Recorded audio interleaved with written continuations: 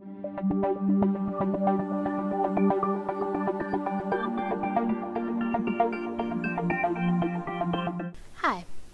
I'm continuing with part 2 in module number 7 on identifying and correcting run-ons. The first part of this module, I introduced you to the two different types of run-ons, which are the fused sentence and the comma splice. And I just showed you how to be able to identify those.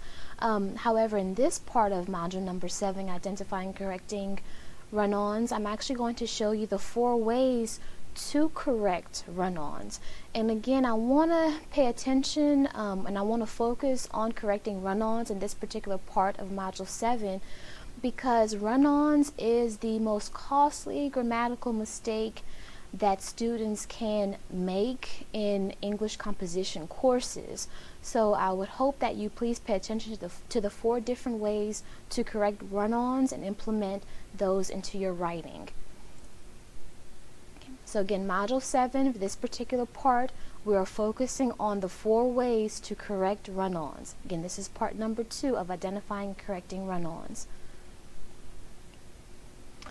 So to find run-ons, and again in part number 1, if you remember correctly, I gave you a definition of what a run-on is. It's 2 or more sentences or independent clauses that are punctuated incorrectly or not at all. Okay, so to find run-ons, you focus on each sentence in your writing one at a time. So take your time until you get used to finding run-ons. This step will take extra time, because if you're not used to identifying run-ons in your writing already, this will take you some time, so please try not to get frustrated. So be patient and practice, practice, practice. What I tell my students all the time, it takes practice to master this particular type of grammatical mistake so that you won't do it anymore. So again, be patient and keep on practicing. So like I stated a few seconds ago, there are 4 ways to correct run-ons, which again is one of the most costly grammatical mistakes in college writing. The first way, obviously, is by adding a period. Adding a period is the most common way to correct a run-on.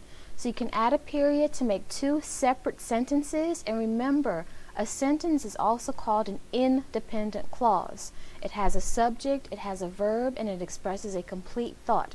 So you can add a period between these 2 clauses, 2 independent clauses, to make 2 separate sentences. And after you add the period, obviously you have to capitalize the first letter of the first word that begins the new sentence.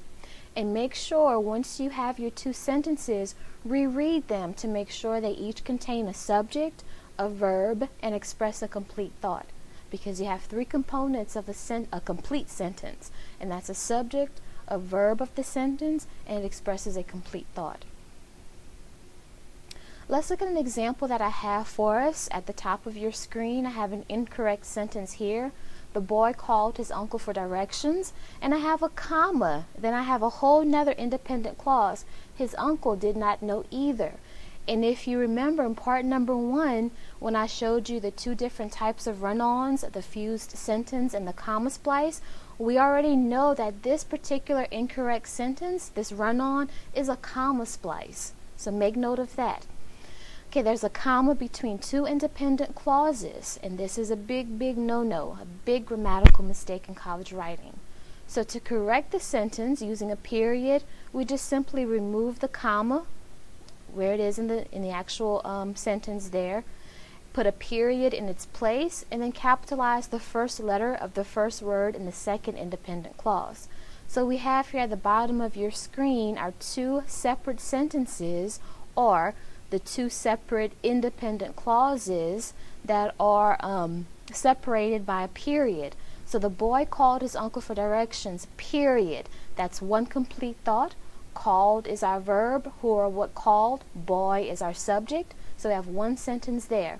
Then we have a whole new sentence, and I know we have a new sentence because it comes after the period, and I've capitalized the H in his, and the sentence reads, his uncle did not know either. My verb is did know. Remember, helping verb is did, main verb is know. And remember, in a previous module I told you that the word not, or OT or an apostrophe T is never going to be a part of your verb. So you have did know as your verb of the sentence. Who or what did know? Uncle is the subject. That's our answer to that question. So his uncle did not know either is our second independent clause there. And again, we have two separate sentences by adding a period to separate those two clauses. Now our second way to correct a run-on is by adding a semicolon. And I have what a semicolon looks like, because sometimes people tend to confuse a semicolon with a colon.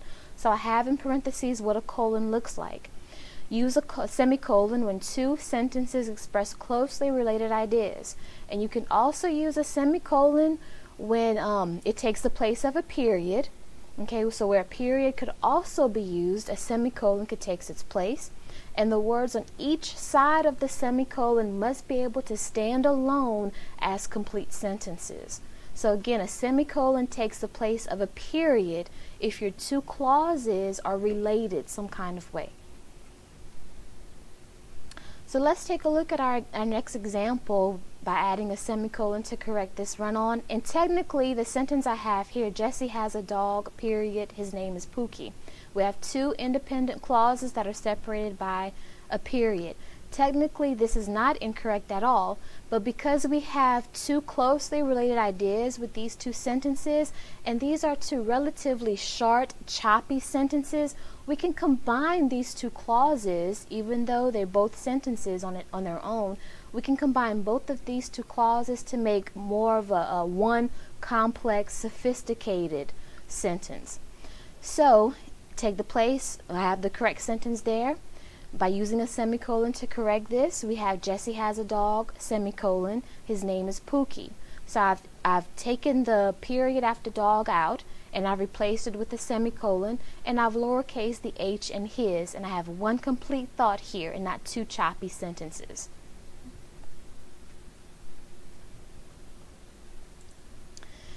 And again, I know it's a lot of information kind of thrown to you at once, but it does take practice.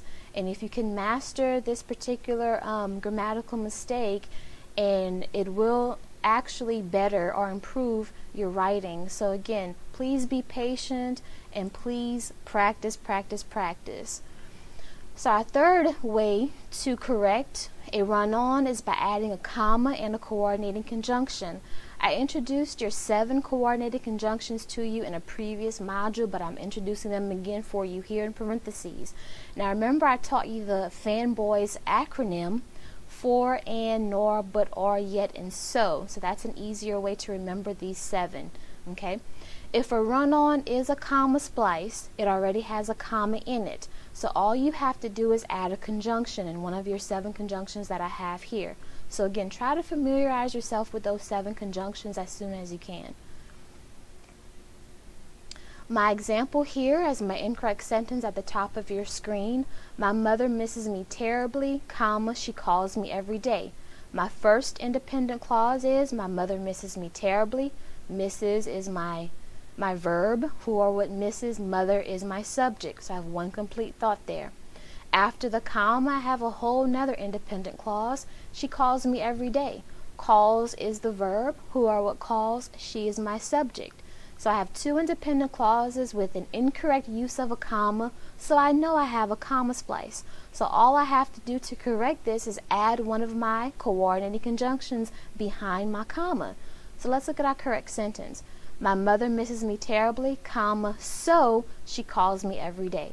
So I've used my conjunction so to combine both of these clauses, and again I add the coordinating conjunction so after my comma. So again, when there are 2 independent clauses joined by one of your coordinating conjunctions, the comma goes before the coordinating conjunction and not after. And our last way to correct a run-on is by adding a dependent word. I gave you a list of dependent words in a previous module, so make sure you refer back to that. And because a dependent word introduces a dependent clause, I know that a dependent clause by itself is not going to be an actual sentence. I'm missing either a subject or verb or complete thought in a dependent clause. it's dependent upon something else to make it complete. So again, a dependent word will begin a dependent clause, which is not going to be an actual sentence if it's by itself. Okay, it's actually called, a dependent clause is actually called a fragment. And in module number 8, I'm going to cover sentence fragments with you, so hold on for that. But a dependent clause is also known as a fragment. It's not an actual sentence, it's a piece of a sentence that's missing something to be complete. So when the dependent clause is the second clause in the sentence, a comma is not usually needed before that clause. And when the dependent clause is the first clause in the sentence, a comma is usually needed after that clause. Okay, and I have the last asterisk on your slide right here. Common preposition words and dependent words were given, like I said, in the earlier module to refer back to. And prepositional phrases and dependent clauses are not complete sentences when they're on their own. Okay, but they can be joined to independent clauses to make complete sentences. And again, it takes practice. I know it's a whole bunch of stuff at you at first, but practice, practice, practice. Let's look at my example I have at the top of your screen about adding dependent words and punctuating them correctly. So my boat sank, period, because it had a hole in it, period. My boat sank is the actual independent clause because it can stand alone. It is a complete sentence. Let's look at it. My boat sank. Sank is my verb. Who or what sank? Boat sank. So boat is my subject of the sentence. My boat sank is one complete thought. So I know I have a complete sentence there. And so it's an independent clause. Now let's look at the second phrase. Because it had a hole in it. Doesn't make sense by itself. It can't stand alone. It's missing a subject. It's missing a verb. It doesn't express a complete thought. So I know because it had a hole in it is my fragment. That's my dependent clause. I know it's a dependent clause because it begins with the word because. And because is one of your dependent words. It ends in a noun with it. So I know I have a phrase here that doesn't make sense by itself. Therefore, I have a dependent clause. Now I can combine my independent clause, my boat sank, and my dependent clause because it had a hole in it together to make one complete sentence. And there are two ways that I can actually correct this sentence or this phrase. The first is my boat sank, no punctuation at all, continue with the sentence because it had a hole in it, period. So if I put my dependent clause because it had a hole in it after my independent clause, my boat sank, I need no punctuation like a comma before because it had a hole in it. So no comma is needed here. And I wanted to use an example with the word because in it because unlike what people might think, because never takes a comma before it. And it happens to be the beginning of my dependent clause after my independent clause. So I know I don't need a comma before because it had a hole in it. Okay? Now the second way to correct that phrase from the previous slide is, now I can put my dependent clause because it had a hole in it in front of or before my independent clause, my boat sank. So if I do it this way, because it had a hole in it, I need a comma after my dependent clause to introduce my independent clause, my boat sank. And that way I can correct it by using a comma. Again, the comma goes after the dependent clause if the dependent clause comes before the independent clause. So there you have it. We have 4 ways to correct run-ons: adding a period, adding a semicolon, adding a comma in one of our coordinating conjunctions, or adding a dependent word.